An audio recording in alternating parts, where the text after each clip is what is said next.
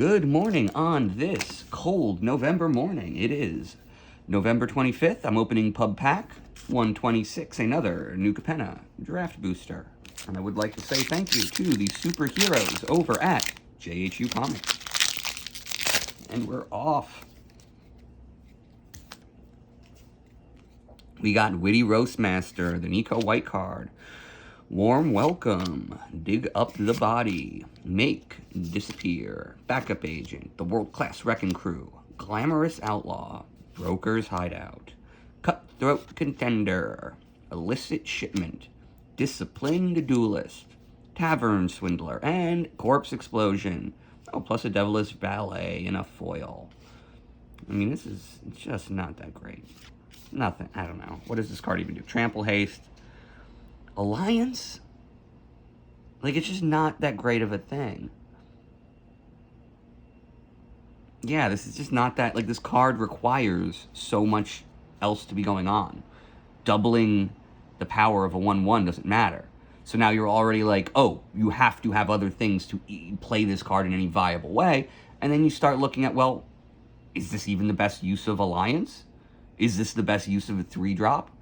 Like, this is a card that somebody who doesn't make Magic, who doesn't play Magic, but can understand the cards would make.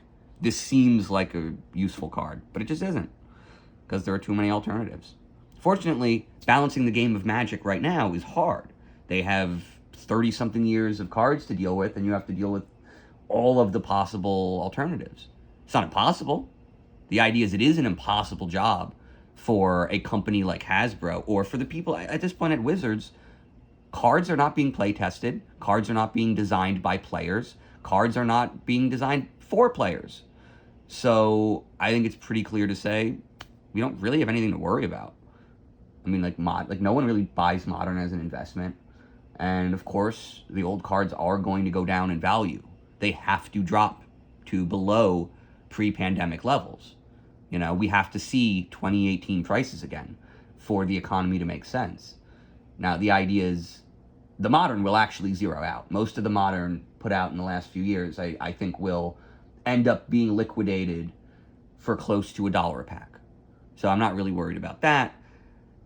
It's just this idea that retailers are going to close down as a result of what Hasbro did, and retailers closing down costs us places to play Magic.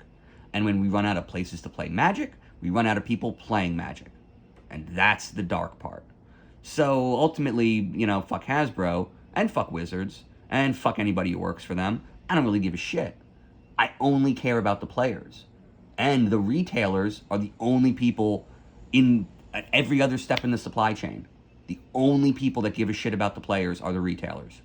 It goes players, retailers, distributors, publishers. Distributors and publishers hate us. And that is what the Bank of America report was really about. Oh well, good night, see you tomorrow.